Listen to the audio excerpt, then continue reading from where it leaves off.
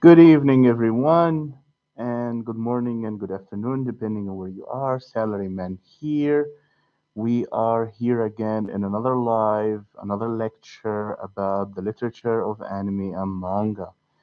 Recently, a lot of Japanese artists, mangakas, and authors have expressed extreme concern that anime and manga are becoming mainstream arts, are becoming very popular in Western countries, and their concern is that us as fans are going to change the landscape of the writing and how they should approach their stories, and that we basically they said that we are not educated enough or experienced enough when it comes to anime and manga to be able to understand what they are doing, and that us joining the conversation is going to downgrade everything that they've worked for and make it basically another mainstream corporate controlled art uh, dictate what they can't that dictates what they can and what they can't do with their stories. But that is not true. We are educated enough and we are knowledgeable enough, and I have met a lot of anime fans from outside Japan, from outside Eastern countries that are extremely knowledgeable and very traditional in the way they approach the art form. But again, the whole thing needs to be regulated in a way. Like, what decides if it's good art or art or bad art? It's extremely subjective at this point because it's their point of view, our point of view, my point of view, your point of view. That's why we need more discourse and more discussions and more literary approach and more structured debates to be able to pinpoint what's good and what's bad. So again, if you are not familiar with the channel, on our channel, we are trying to create enough discourse about manga and anime as forms of literature until they are taken seriously enough to be in the world of academia. There are majors, college majors out there related to manga and anime, but they are mostly about the design, the art, the animation, which, let's be honest, very soon, I don't agree with it, but it's going to happen very soon, is going to be overtaken by AI. Uh, Either AI is going to create it from scratch or it's going to be AI assisted art. What is going to be the difference maker here? The writing, the artist's ability to create proper world building, good pacing, proper character development, and so on, right? So that's what we're trying to learn here. We are trying to put our hands on the main issues so we can go on and become good critics, good judges of quality work. Today, our topic is villains. When did villains stop being villains, guys? I remember when I was young, a bad guy was a bad guy, a bad lady was a bad lady. We fought them, we beat them, we moved on with our lives, and it was a perfect world. What happened? When did everyone become extremely morally gray? I blame Thanos. I blame that dude that came out and he was like, "Ah, I am all purple and I want to kill everyone." And everyone was like, "Yeah, dude's got a point." And now a generation is gonna grow up thinking that like ethnic like destruction is the right way. That's not how it works. So let's take a look here at our today's lesson. As usual, I prepared something for us. Enemy villains. Why moral clarity matters. Charisma is not enough justification. Do whatever the hell you want. I messed up with the picture editing here, but if you are an nice, the man bun is Aaron Yang, and the psychotic haircut is Light Yagami. Antagonists. If you're watching an anime or reading a manga and you look at the villain who is something clearly wrong, something that should be done, and you think maybe he's got a point, something's wrong. If you think, oh my God, he's so handsome, is wrong. Actually, multiple things are wrong. If you think they're cool, they're innocent, they were forced into this, something is wrong.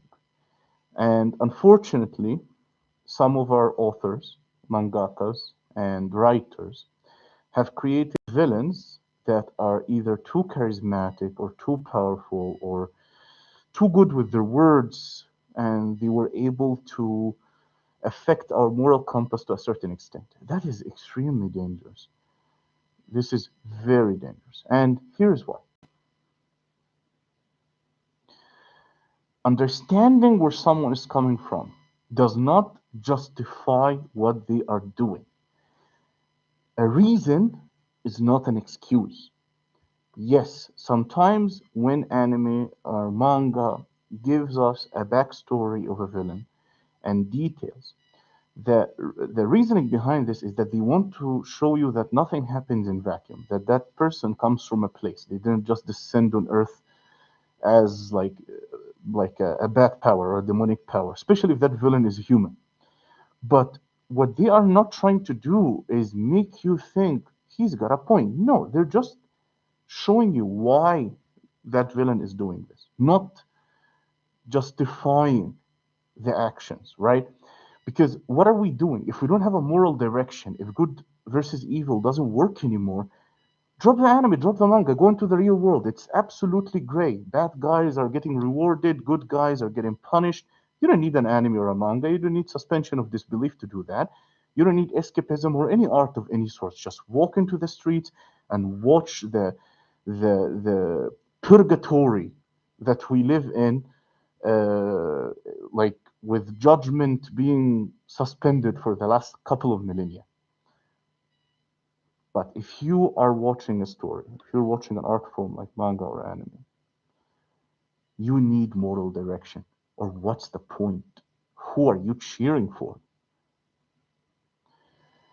Again, moral clarity matters. Young audiences.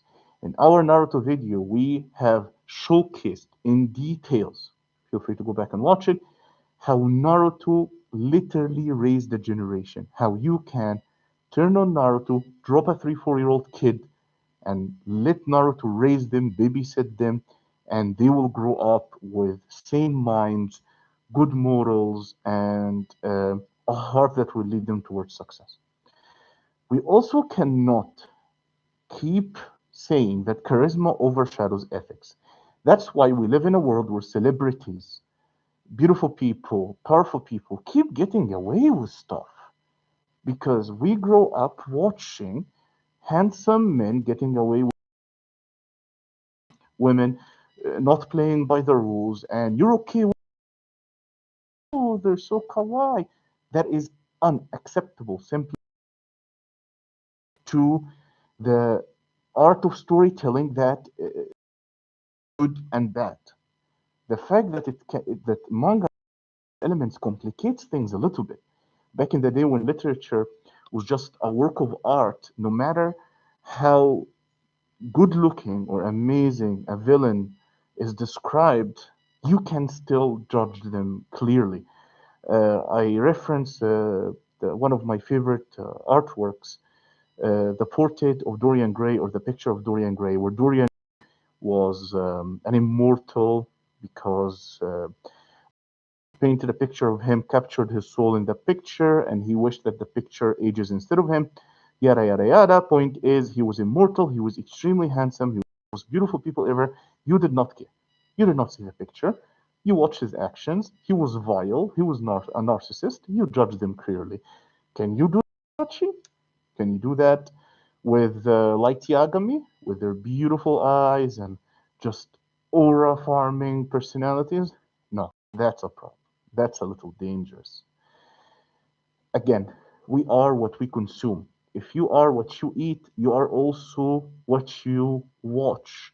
Remember, we spend most of our day, especially in 2026, consuming insane amounts of Movies, videos, anime, it is shaping our personality, like it or not. You're gonna start quoting people, characters from what you're watching. You're gonna start making inside jokes from what you're watching. You're gonna start aspiring to be the people that you like from what you watch. So be careful with what you consume, with what you let your loved ones consume. You don't want to end up with a cool villain as a son or a daughter, okay? Be careful. But hear me out. There are some situations where villains were introduced at a certain level of good looks or wisdom or good personalities, and they were glorified. But that was for a reason. That was just a pre setup for later when they redeemed themselves. Those were not villains. Those were just undercooked anti heroes. And during the process of the show, they get to redeem themselves. They get to be better. They get to do better. They become heroes or anti-heroes. And I love that. For me, this is the perfect balance. You want to introduce a character that's doing bad, make them mean good later. Make them join the good side. Make up for what you do. That teaches a much better lesson. That we all are flawed, that we all make mistakes, that we lose ourselves sometimes, but as long as you find your way back, as long as you rectify your errors, as long as you accept and change, it is okay. That is acceptable. I specifically remember when I was younger, Dragon Quest, The Adventures of Dai. There was a that Dai had to face, and Unico was just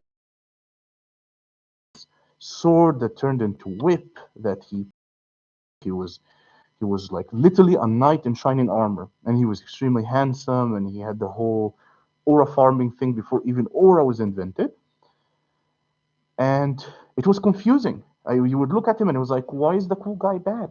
But here's the thing: they made him redeem himself. They made him redeem himself.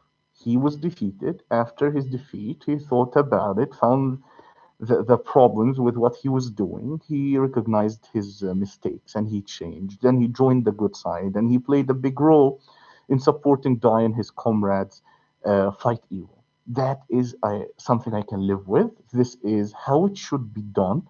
There's nothing better than seeing a high quality villain join the good side. Like, come on, those are our favorites, right? When they just stop at the last second and give it a second thought, another thought, and just save the day.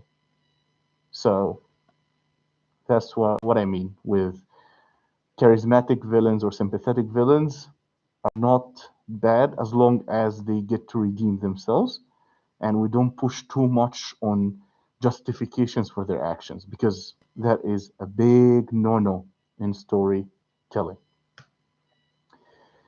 Case studies in earned change. Let's take some of these very, very, very popular characters that we all know and love. My first example is from Avatar, The Last Airbender, and I'm not going to go into a debate of it's an anime or not an anime. It is part of the anime culture, like it or not. I don't care who animated it. If it's Western, Eastern, Middle Eastern, who cares? It is on the level and style of anime and manga. So we take Zuko as a great example. Zuko from the first minute is charismatic, used to say, powerful, have a very good backstory, and you sympathize with him. But he also admits his mistakes, his faults, redeems himself, walks the right path before we have a conclusion of the story. Another character where everyone loved as a villain, loved as an anti-hero, then loved as a fully fledged main character hero, Vegeta, the Super Saiyan from planet Vegeta. His growth on all fronts was just phenomenal. Now that's how you write a charismatic villain. That's how you write an aura farming anti-hero. Finally, someone that went a little bit further than the others, that did things that are considered unforgivable, is Obito, which is actually right here. He is one of my masks or multiple personalities, salaryman's multiple personalities. Obito went a little too far, and that's why there was no redemption for Obito. But there was, what can we say, a correction, uh, a path to forgiveness. He did two important things. First, he faced his punishment with grace. He and minimized the damage that he has caused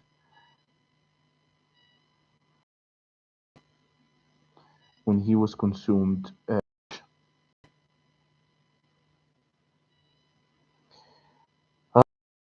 Least favorite characters in anime are when main characters just go heel, like it's the WWE. You know what I mean?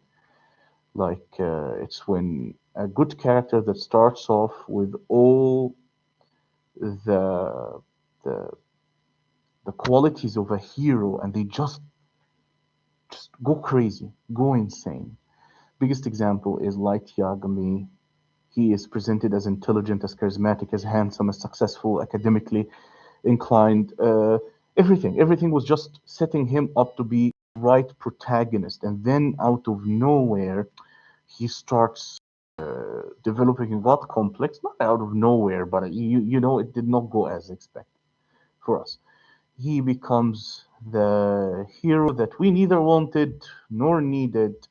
And as it progresses, he becomes a villain, a fully fledged villain, a cool villain. Then at the end, it's extremely pathetic. And yeah, I understand that he got what he deserved towards the end. But again, he was still the main character. You kept the lights on him. You kept people crushing on him. Everyone was doing YouTube edits about him. You still made him too cool. I did not like that. I love Death Note. Death Note is literally the gateway into anime. Like if it changed, it converted all of us into anime and manga lovers. It made all of us enter that beautiful world of Japanese literature that we are trying to build so hard. But again, we could have had another character or protagonist, such as L, but in a more clearly good way, like and give them a win.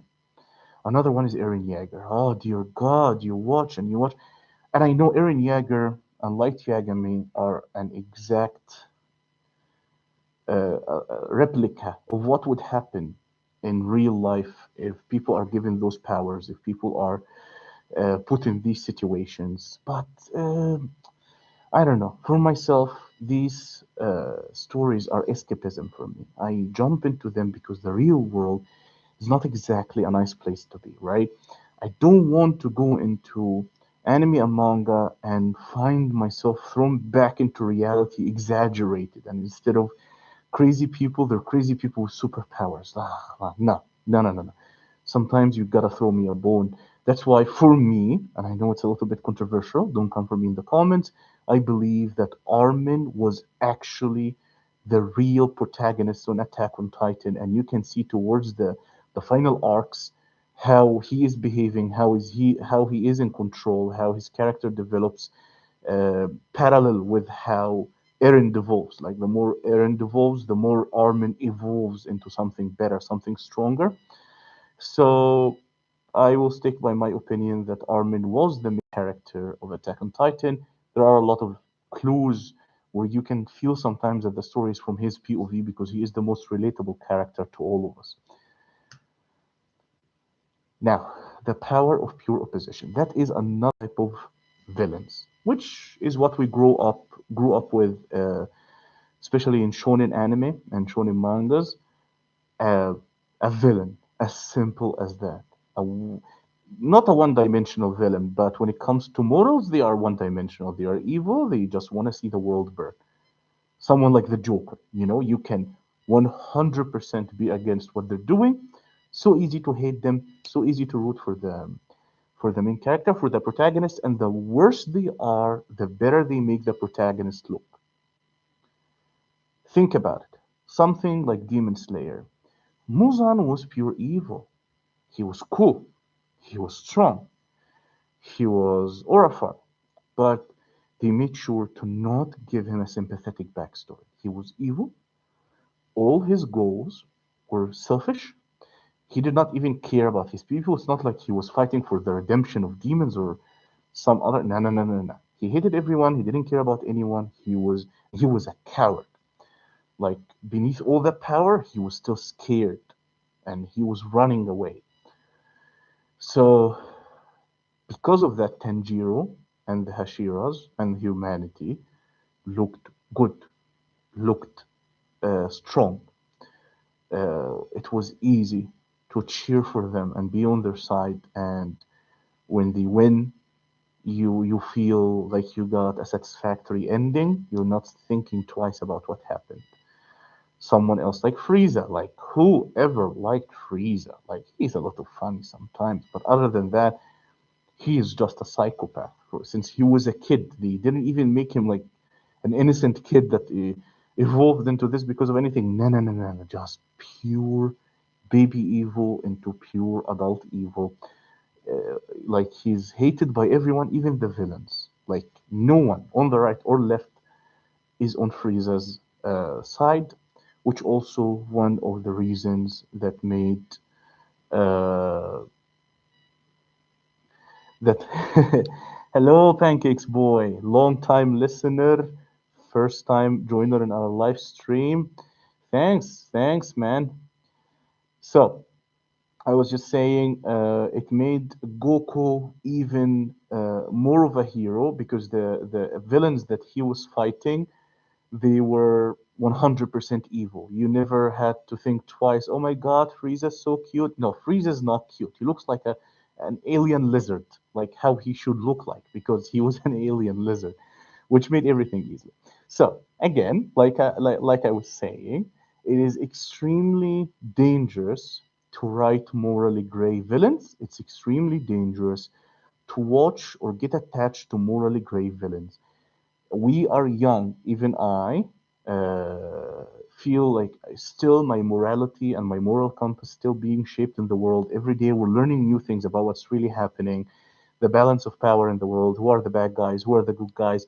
So if you are not careful, you're going to end up as a pawn for the dark side, for the bad side, just because you thought light was tall and handsome and you become like an insane person.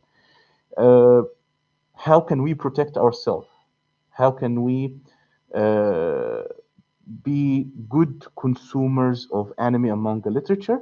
Stick to morally clear stories.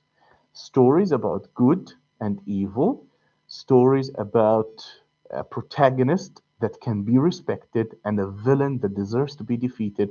And if you want some of the school villains, make sure that they are redeemable, that they will rectify and will join the good side. Because believe me, if you don't, you will end up after finishing feeling a hole in your heart because something is wrong with the world that you escaped into, and you go back into the real world and it's the same thing, and you feel like you've been tricked into just facing reality in a even darker, more exaggerated way.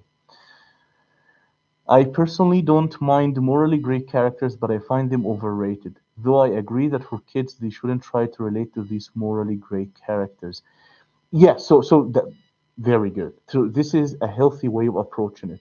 Morally great characters, they can exist, but as long as you know they're overrated, as long as you're not forming like an unhealthy mental connection with them or like liking them too much, it's okay. For kids, it's extremely dangerous. They don't know what's right or what's wrong. They're still biting and cursing and spitting all over the place.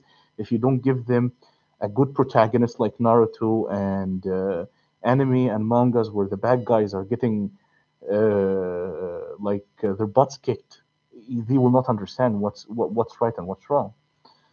Uh, but like again, like I said, morally great characters that are redeemable. Like some of them are cool. Like Itachi, I'm a little bit harsh on Itachi. Itachi is a personal friend of mine. He sits here all day. Yes, I'm a crazy person that talks to his action figures. have Itachi and a Nobito mask. But Itachi, I'm a little harsh on him because in the end, he was not trying to justify. He felt bad. He had the regret. He kind of voluntarily did what Obito did when he let himself like wither away, or the way that he went down was a fair way to go down.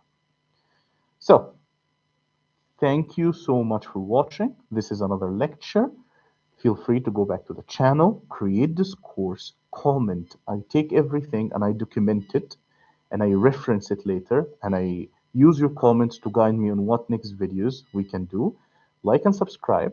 This channel is not one of those viral channels. It's not going to have thousands or millions of subscribers, but the small community that we have is really working. Like we have fellow salarymen, fellow anime fans, and they're extremely enthusiastic and passionate about this world.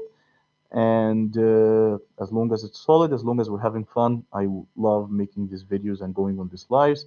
Take care, Pancakes Boy. Super happy to have you here today. Enjoy the rest of your day. Take care, Salaryman.